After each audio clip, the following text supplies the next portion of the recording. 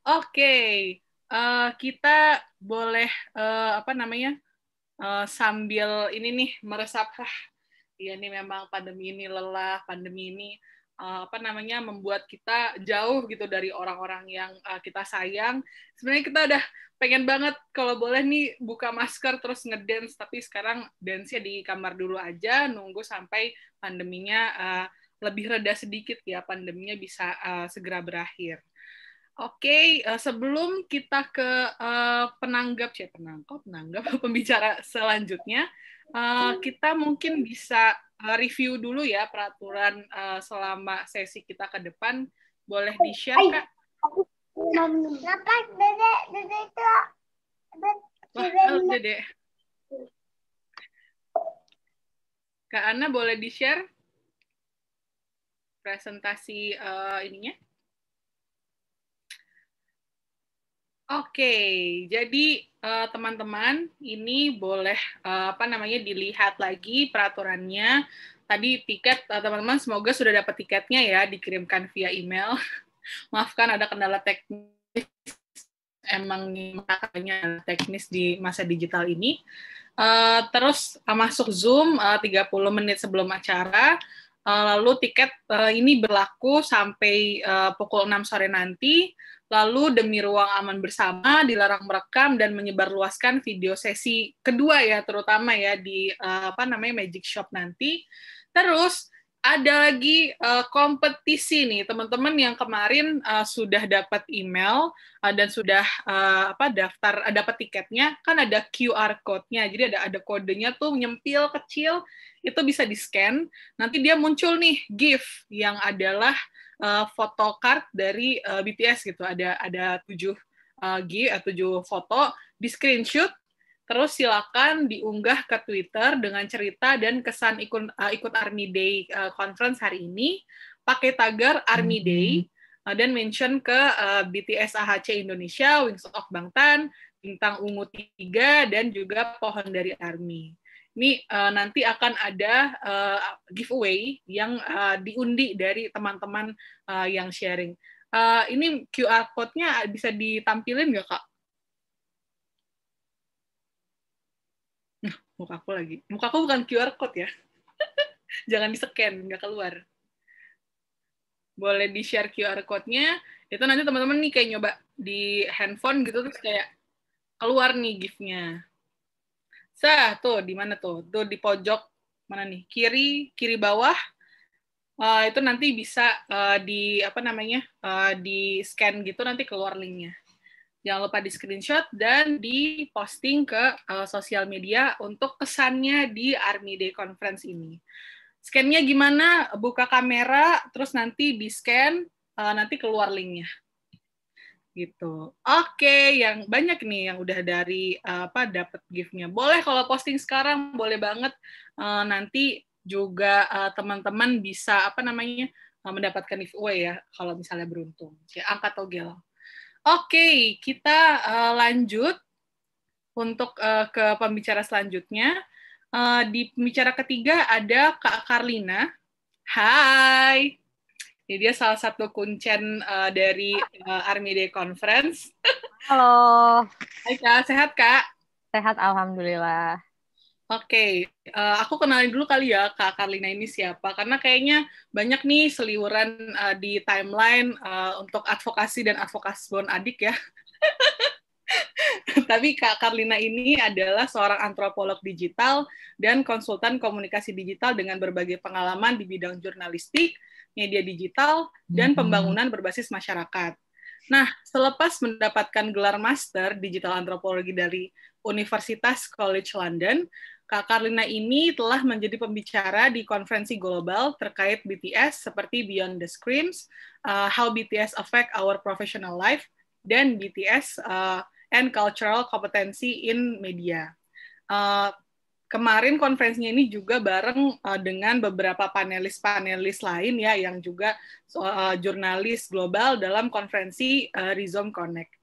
Nah, Kak Karlina ini mempresentasikan penelitiannya yang adalah Beyond the Screams, Social Media Practices of BTS Army, Fangirls in Indonesia, dalam Konferensi Internasional Teknologi Marketing 2020, ICAMA-CAS International Conference di Mei lalu.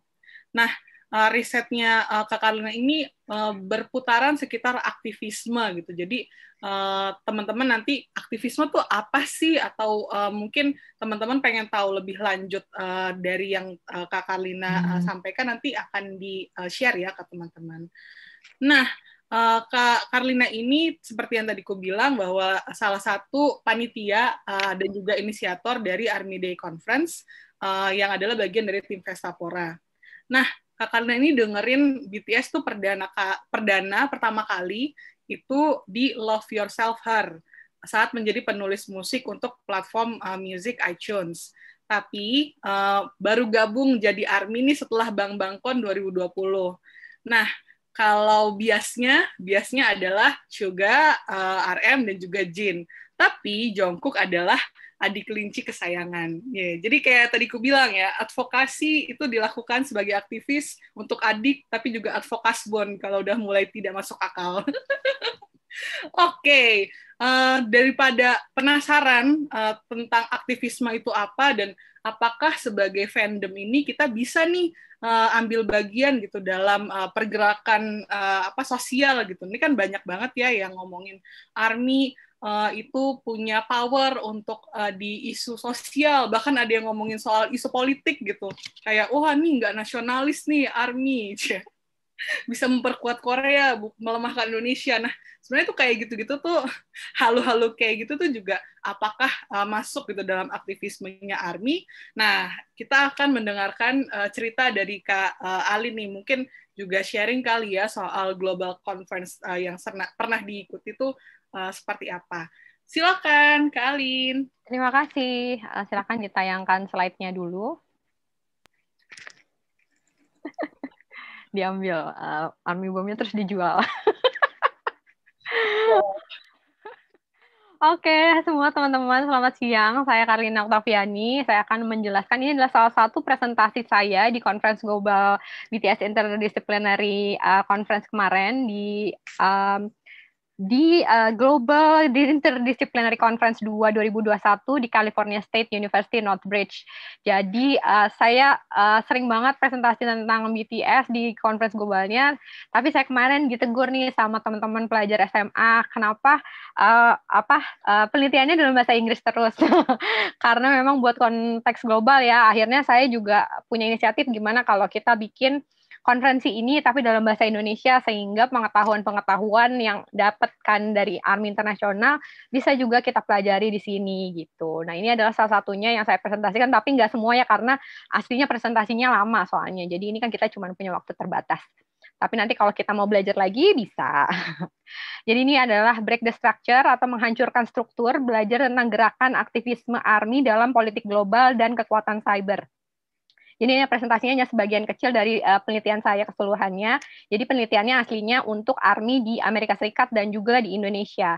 Jadi bagaimana aktivisme berjalan di kedua negara tersebut. Nah, next. Nah, ini kita pernah lihat kan ini ya, waktu Omnibus Law sempat heboh banget. Ini padahal tapi sebenarnya ini bukan demonstrasinya menggunakan ini bukan saat Omnibus Law, justru ya sebelumnya ya. Cuman ini menunjukkan bahwa ARMY sudah membawa identitas ARMY ketika melakukan aksi demonstrasi. Jadi sebenarnya ARMY itu aktivis. Ketika kita bergabung jadi ARMY, apakah kita akan jadi aktivis atau justru aktivis bergabung jadi ARMY? Jawabannya adalah dua-duanya. Karena sebagai adorable, kita tetap adorable ya, adorable representative MC of youth atau ARMY, sebagai fandom BTS, kita itu tetap hidup dengan nama ini. Ternyata bahwa ARMY itu menjadi representasi perjuangan masalah pemuda, terutama di seluruh dunia. Jadi fandom ini tumbuh sebagai suku digital ya. Jadi ada istilahnya namanya digital tribe atau suku digital. Jadi kalau ada suku Jawa, suku ini, nah kita itu adalah suku yang hidup di komunitas online. Nah ini membangun hubungan bersama dan juga hubungan kita sangat dekat karena kita setiap hari ya diskusi di media sosial, udah temenan bareng padahal mungkin belum ketemu, karena saya banyak banget tuh teman-teman ARMY yang di nasional maupun internasional yang udah kayak temen banget, udah kayak sahabat, udah curhat-curhatan, tapi sebenarnya kita belum pernah ketemu ya secara lagi pandemi gini. tapi kita hubungannya adalah hubungan yang sangat dekat seperti sahabat. Dan juga kita juga bersatu sebagai kelompok yang termarginalisasi karena kita didiskriminasi dengan stigma masyarakat. Kita dibilangin bodoh, dangkal, fanatisme, buta gitu ya, segala macam hina-hinaan itu juga yang memperkuat kita sebagai fandom untuk berjuang bersama gitu melawan stigmanya. Nah, jadi kita juga dalam kehidupan bermasyarakat maupun identitas kita sebagai ARMY, kita juga mengalami konflik-konflik. Dan itu juga yang menyatukan kita juga.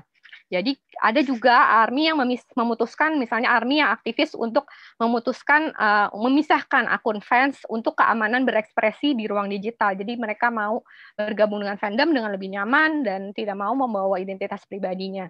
Dan ini juga menunjukkan bahwa fandom itu yang bukan monolit atau bukan satu hal yang bisa digeneralisasi semua orang sama gitu. Semuanya toksik gitu, semuanya fanatisme buta. Karena kita memiliki keberagaman latar ekonomi, sosial, budaya, dan juga politik. Next. Nah, ini juga ada kita melakukannya dengan aktivisme digital. Seperti apa sih aktivisme digital? Kalau kalian pas Omnibus Law lihat akhirnya K-popers bersatu hingga mencapai trending topik dunia untuk isu reformasi di korupsi. Nah, itu adalah bentuk aktivisme digital ya. Jadi mau kita bersatu menaikkan satu isu jadi trending topik maupun kita juga menyebarkan informasi kayak tadi misalnya Dokter Lara sharing tentang informasi tentang pandemi itu juga bentuk aktivisme. Atau kita ngasih contoh misalnya kalau kita daur ulang BTS meal kemasannya itu juga adalah bentuk aktivisme kita sebagai ARMY.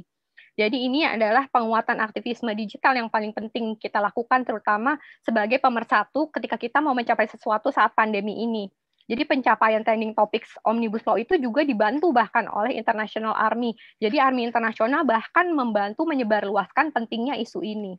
Jadi sebagai fandom yang mayoritas perempuan, ARMY juga bahkan ikut dalam konferensi, dalam protes Women's March Jakarta kemarin ya, ngangkat isu tentang bagaimana kondisi perempuan saat pandemi hingga solidaritas isu-isu global seperti Black Lives Matter dan Stop Asian Hate yang diangkat oleh BTS juga. Tapi aksi aktivisme digital ini tentunya punya resiko ya, bahwa teman-teman yang menjalankannya mungkin akan mengalami kekerasan berbasis gender online. Mungkin ada yang ngebully, mungkin ada yang ngata-ngatain, emang ngerti nih ARMY nih soal isu lingkungan, sukanya plastik juga kok, ngomongin soal daur ulang, misalnya kayak gitu ya.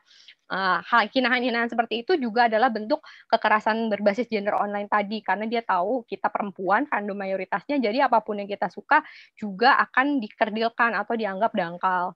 Nah, itu juga selain itu kita juga mungkin kalau selanjutnya gerakannya akan lebih luas, mungkin pemerintah bisa jadi melihat kita sebagai ancaman, kemudian memadamkan internet misalnya ya, seperti yang terjadi di Papua atau di aksi-aksi lainnya gitu ya, mungkin ada ancaman seperti ini. Selanjutnya. Nah, tapi juga saya sebagai aktivis dan mungkin juga ada teman-teman di sini yang aktivis, kita justru harus berefleksi bagaimana ARMY menjalankan aktivitasnya sebagai aktivis itu juga bisa jadi pelajaran untuk kita semua misalnya. Aktivisme ARMY itu bisa menjadi refleksi bagaimana sih sebenarnya kita kalau mau membuat perubahan sosial gitu ya. Label aktivisme performatif nih kalau orang-orang yang kritis-kritis ya, yang suka filsuf-filsuf Prancis gitu ya, biasanya suka melabel seperti ini gitu ya, bahwa gerakan ARMY itu cuman performatif doang biar BTS-nya terkenal, ini bentuk fanatismenya aja, sebenarnya mau pencitraan BTS misalnya seperti itu ya. Itu lebih mudah disematkan karena kita adalah gerakan fandom mayoritas perempuan. Jadi nilai kritisnya tentunya akan diragukan, nilai intelektualitasnya juga mungkin akan dipertanyakan gitu. Apakah benar nih mereka beneran ngerti isunya seperti itu ya. Padahal lagi-lagi ya kita nggak bisa menyamaratakan tadi karena mungkin ada ARMY yang memang aktivis, ada yang ARMY yang memang peduli, ada yang mungkin ikut dan apapun penyebabnya mereka hadir dalam suatu gerakan, yaitu tentu harus kita apresiasi dan keberagaman latarnya juga justru harus kita perkuat seperti itu. Ini juga menunjukkan bahwa ada kesenjangan dalam pengetahuan gerakan sosial, bahwa perlu ada pendidikan dasar yang dilakukan ARMY, misalnya kayak ada ARMY yang kalau misalnya kita suka lihatnya waktu hype keluar di IPO ya, jualan saham, kemudian ada ARMY yang menjelaskan di bawahnya gimana sih sebenarnya saham itu bekerja. Nah, itu adalah bentuk pendidikan kita menerjemahkan isu ya, isu gerakan sosial gitu. Kenapa sih misalnya reformasi di korupsi penting diangkat misalnya gitu. Nanti ada yang menjelaskan bagaimana pengetahuan itu lebih mudah dipahami untuk semua orang gitu. Jadi baby language kalau kata ARMY Internasional. Jadi ada yang menerjemahkan isu-isu itu versi yang sangat dasar sehingga semua orang bisa ngerti kenapa itu penting dan kenapa itu bermakna bagi hidupnya untuk diperjuangkan. Dan juga perlu menyiapkan ruang aman dan inklusif ya. Kadang kan kita juga mau tanya, takutnya dijudging. Kalau di kita kan di ARMY, kita ngasih semua orang boleh bertanya, tidak ada pertanyaan bodoh. Semua orang boleh bertanya apapun. Jadi pengetahuan dan keingintahuan itu harus direspon dengan positif juga. Jangan positif tadi ya, golden. Harus direspon dengan golden gitu. Jadi aktivis yang sudah ada di luar sana juga dan mungkin bukan ARMY juga harus memahami bahwa gerakan ARMY itu solidaritas tanpa pemimpin, sehingga nggak datang-datang tiba-tiba ARMY mau dong nitip isu, tolong dong dibikinin trending gitu ya, atau berharap ARMY sebagai mobilisasi kayak oh ini dong kampanyein politik ini, kandidat ini. Nah itu kan bukan seperti itu kita melakukan gerakan. Dan juga bagaimana menggunakan ARMY bukan hanya untuk cloud, tapi memang kita memberi ruang belajar. Jadi cuma pengen nyari masalah aja, cuma pengen kontennya trending di media sosial gitu. Makanya nyenggol-nyenggol ARMY. Next.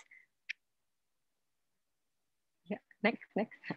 Untuk keberlanjutannya, gimana? Bukan, sebelumnya. Oke. Ya, untuk keberlanjutannya gimana sih agar aktivisme yang udah bagus dijalankan ARMY bisa terus berlanjut. Jadi kita harus bersama-sama dan mungkin juga kalau ada yang non ARMY di sini untuk membantu ARMY untuk melawan stigma yang selalu mengecilkan gerakan sosialnya gitu. Jadi itu adalah tantangan lapisan lagi ketika ARMY melakukan gerakan, kemudian gerakannya selalu dikerdilkan gitu. Jadi sehingga ketika mau scale menjadi lebih besar lagi, tadi dia malah sibuk menghadapi dan menjawab semua tuntutan-tuntutan keraguan-keraguan orang-orang itu yang mengecilkan mereka gitu ya. Jadi seperti itu. Selain kita membersihkan soal melawan stigma bersama, itu memang nggak bisa sendiri ya kalau ngelawan stigma ya.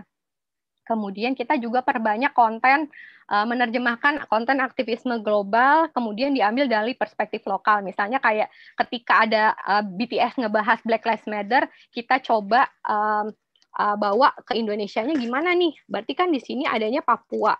Misalnya kita bahasnya jadinya Papuan Lives Matter kayak gitu ya. Nah, kemudian juga misalnya ketika BTS ngomong Stop Asian Hate, mungkin kita bisa bahas tentang diskriminasi keturunan Tionghoa di Indonesia kayak gitu. Jadi ada versi lokalnya. Kemudian juga yang penting setelah itu memberi ruang aman. Sejak judul ya, saya tekankan ini karena orang suka bikin judulnya memang sengaja provokatif biar banyak yang ikut, tapi terus dia akan membela diri, enggak kok di dalamnya kontennya positif, kita semua muji-muji BTS, tapi ketika judulnya diskriminatif, maka itu sudah melabel ARMY dan yang dilihat adalah keseluruhan. Jadi ARMY juga perlu hati-hati ketika mendukung orang-orang yang melakukan seperti ini, yang menggunakan judul-judul kontroversi atau yang menstigma, tapi dia berlindung di balik dia di dalam forumnya memuji-muji misalnya gitu. Jadi tidak semua hal yang tadi positif itu baik, seperti COVID misalnya, ataupun orang-orang yang menggunakan ARMY hanya untuk cloud semata. Jadi memastikan juga ketika kita bikin acara atau bikin ruang diskusi, jadi kita sudah merangkul keberagamannya sejak judul. Ini salah satu pelajaran dari ketika saya ikut Rhizome Connect, bahwa ketika saya waktu itu mengajukan sesi, judul saya dikritisi karena cuman membahas soal profesionalitas. Bagaimana mau merangkul ARMY-ARMY yang remaja yang bisa ikut belajar juga, bagaimana mereka bisa menerapkan pengetahuan BTS di sekolah misalnya. Akhirnya judul forumnya diganti agar bisa ARMY yang remaja juga nggak takut buat masuk dan belajar. Seperti itu. Jadi ketika kita membuat sebuah judul acara atau event atau ruang diskusi, kita harus sangat-sangat mempertimbangkan karena fandom ini punya trauma kolektif yang selalu didiskriminasi dan dikecilkan. Kemudian pelibatan ARMY dalam kolaborasi gerakan sosial juga sejak perencanaan, bukan cuma ketika ujungnya doang dijadikan corong untuk titip isu. Jadi sejak awal diajak untuk terlibat sehingga ARMY paham isunya, paham konteksnya, dan punya kesadaran isunya. Oke. Ya, semalam saya baca, next. Oke, semalam saya baca ada tulisan yang menuduh fandom ini sebagai bagian dari fanatisme transnasional dari Korea Selatan melalui BTS Meal ya. Banyak sebenarnya tuduhan-tuduhan seperti itu yang dibuat dengan teori-teori akademis dan segala macamnya gitu ya. Dan tapi di malam yang sama juga paman saya yang merawat sejak kecil dokter meninggal karena COVID. Saya nggak bisa nangis sih ketika paman saya meninggal. Jadi memang perlu waktu untuk memproses perasaan. Sampai pagi ini saya dengar Magic Shop, baru saya bisa nangis. Dan saya baru berhenti nangis ketika dengar Shine Dream Smile di Mikrokosmos gitu ya. Tapi inilah pentingnya gitu, mempelajari fandom ini agar berhenti melihat hubungan BTS dan ARMY sebagai hubungan transnasional, transaksional, sebagai hubungan dagang jual beli marketing yang dangkal gitu. Kita itu bicara di sini bagaimana manusia menjalin hubungan, bagaimana manusia merespon karya, dan kita semua di sini manusia yang punya perasaan, dan aktivisme ARMY adalah gerakan kemanusiaan yang dibangun di atas itu semua. Terima kasih.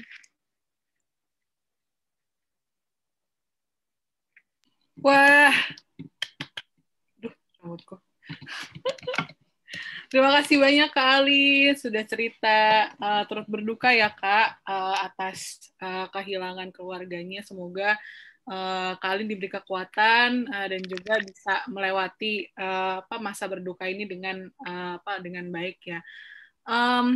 Ya nih, kayaknya banyak banget soal orang-orang yang menggunakan ARMY sebagai cloud gitu ya, dipakai untuk bisa dapat engagement gitu kalau di sosial media gitu. Padahal sebenarnya di dalamnya dia bisa ngeles tuh apa aja dia omongin gitu. Jadi ARMY juga kita kayak love ourselves kalau kita mesti pelit nih soal engagement ke orang lain dan mesti cek dulu sebenarnya apakah emang orang-orang ini tuh deserve atau pantas gitu dapat engagement kita, karena itu adalah ibaratnya apa ya, kayak ladang usahanya mereka gitu. Jadi teman-teman mesti hati-hati juga ya di dalam engage terhadap satu konten tertentu.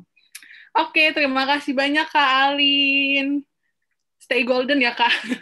Ya jangan positif ya, stay golden.